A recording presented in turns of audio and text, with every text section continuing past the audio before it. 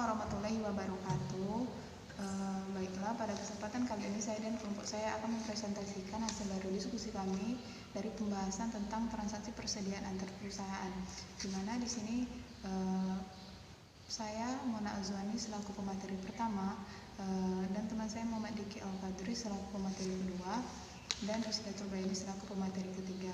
Baiklah, langsung saja ke pembahasan pertama, yaitu pengertian dari transaksi persediaan tersebut. Nah, transaksi persediaan adalah bentuk pertukaran antar perusahaan yang paling sering terjadi, di mana proses pencatatan dari transfer persediaan ini menjadi lebih kompleks dibandingkan pencatatan bentuk transfer yang lainnya. Nah, pada transaksi persediaan, semua pendapatan dan beban yang dicatat oleh perusahaan-perusahaan yang terlibat harus dieliminasi seluruhnya dalam penyusunan laporan keuangan konsolidasian. Terdapat 4 menu dalam transaksi persediaan. Yang pertama itu adalah transfer dengan keuntungan atau kerugian. Yang kedua, penjualan downstream atas persediaan. Yang ketiga, penjualan upstream atas persediaan. Dan yang keempat, penjualan dari satu anak perusahaan ke anak yang lainnya. Dalam transaksi persediaan antar perusahaan, pendapatan diakui atau dicatat sebagai pendapatan ketika pendapatan tersebut direalisasi, yaitu ketika pendapatan tersebut diperoleh. Nah, pendapatan atau penjualan antar perusahaan-perusahaan afiliasi tidak dapat diakui sampai barang dagangan tersebut dijual keluar dari entitas yang dikonsolidasikan. Penjualan persediaan oleh suatu perusahaan kepada suatu perusahaan afiliasi menghasilkan akun resiprokal penjualan dan pembelian jika entitas pembeli mempunyai sistem persediaan periodik, dan akun resiprokal penjualan dan harga pokok penjualan jika entitas pembeli menggunakan sistem persediaan perpetual. Selanjutnya, transfer pada biaya perolehan. Saat penjualan, persediaan menghasilkan keuntungan atau kerugian diperlukan satu ayat jurnal eliminasi untuk menghilangkan pendapatan dari penjualan antar perusahaan dan harga pokok penjualan terkait yang dicatat oleh penjual. Hal ini untuk menghindari kedua akun tersebut dicatat lebih tinggi dari jumlah yang seharusnya. Laba bersih konsolidasi tidak dipengaruhi oleh ayat jurnal eliminasi tersebut jika transfer dilakukan pada biaya perolehan, karena baik pendapatan dan penjualan dikurangi oleh jumlah yang sama. Transfer dengan keuntungan atau kerugian. Perusahaan menggunakan berbagai pendekatan yang berbeda dalam menetapkan harga transfer yang berbeda. Kebijakan penentuan harga transfer dirancang untuk mendorong terjadinya penjualan internal.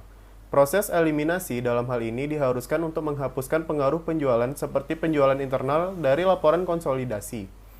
Pada saat penjualan antar perusahaan termasuk keuntungan atau kerugian, eliminasi kertas kerja yang diperlukan untuk konsolidasi pada periode transfer harus disesuaikan dengan kedua akun, yakni yang pertama, laporan laba rugi, penjualan dan beban pokok penjualan, dan yang kedua, laporan posisi keuangan persediaan.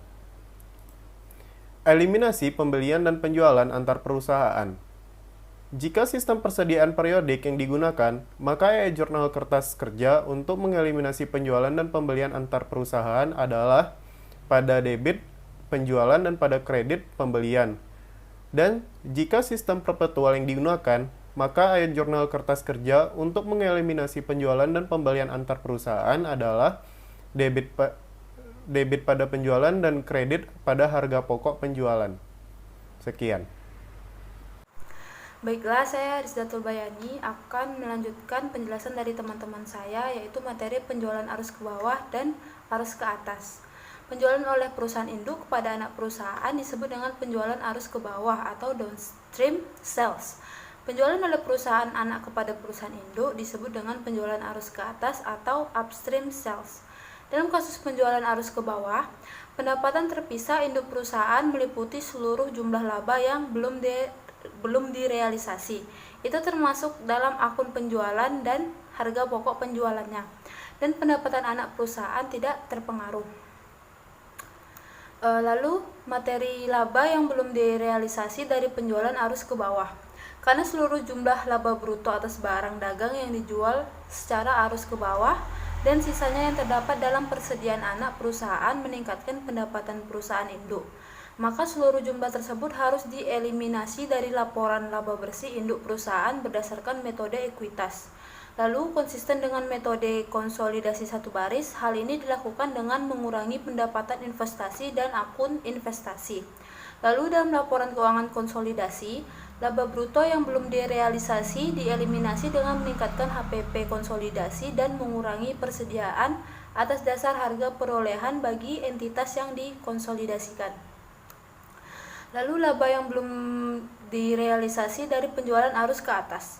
Penjualan arus ke atas oleh anak perusahaan kepada induk perusahaan akan meningkatkan penjualan HPP dan laba bruto, tetapi tidak memengaruhi laba operasi induk perusahaan sampai barang dagangan dijual oleh induk perusahaan ke entitas lain. Lalu laba bersih induk perusahaan dipengaruhi karena induk perusahaan mengakui bagiannya atas pendapatan anak perusahaan berdasarkan metode ekuitas. Induk perusahaan menangguhkan laba yang belum direalisasi sebesar persentase kepemilikannya pada anak perusahaan. Baiklah, di sini saya akan menjelaskan contoh soal untuk materi kali ini. Contohnya itu PTN membeli 90% saham PTO pada tahun 2010. Selama tahun 2013, PTN membeli 40.000 unit barang dagangan dengan harga 24.000 per unit dan menjual 25.000 unit kepada PTO dengan harga 30.000 per unit. PTO menjual seluruh barang tersebut kepada pengecer dalam tahun 2013 dengan harga 45.000 per unit. Kedua perusahaan menggunakan sistem pencatatan persediaan perpetual. Untuk pertanyaannya, jurnal pada buku PTN untuk pembelian persediaan dan penjualan kepada PTO pada tahun 2013, lalu jurnal buku PTO untuk pembelian persediaan dan penjualan kembali pada pengecer pada tahun 2013, lalu jurnal eliminasi yang diperlukan untuk penyusunan laporan keuangan konsolidasi tahun 2013 untuk semua pengaruh penjualan antar perusahaan. Baiklah, jawabannya sudah saya sediakan di sini. Jurnal buku PTN untuk pembelian itu di debit ada persediaan 960 juta dan di kredit kas sebesar 960 juta. Lalu jurnal pada buku PTN itu penjualan, kas di debit 750 juta, lalu penjualan di kredit 750 juta. Lalu untuk jurnal kedua harga pokok penjualan itu 600 juta dan persediaan di kredit 600 juta. Lalu yang B, jurnal pada buku PTO itu untuk pembelian, persediaan di debit 750 juta, kas 750 juta di kredit. Lalu jurnal pada buku PTO untuk penjualan yaitu kas di debit itu sebesar 1.125 juta dan penjualan di kredit sebesar 1.125 juta. Lalu jurnal kedua harga pokok penjualan 750 juta di debit dan persediaan 750 juta di kredit. Lalu jurnal eliminasi. Jurnal eliminasinya penjualan di debit 750 juta dan harga pokok penjualan 750 juta di kredit. Karena PTO ini adalah anak perusahaan dari PTN, maka penjualan dan HPP perlu disesuaikan sebab laporan konsolidasi penjualan dan HPP terlalu tinggi untuk persediaan yang sama. Untuk keterangannya, PTN untuk penjualannya 750 lalu dikurangi dengan HPP 600 sama dengan laba kotornya 150. Dan untuk PTO penjualannya sebesar 1.125 juta lalu dikurangi dengan HPP 750 juta dan laba kotornya sebesar 375 juta. Baiklah, cukup sekian presentasi dari kelompok kami. Mohon maaf bila banyak kesalahan. Assalamualaikum warahmatullahi wabarakatuh.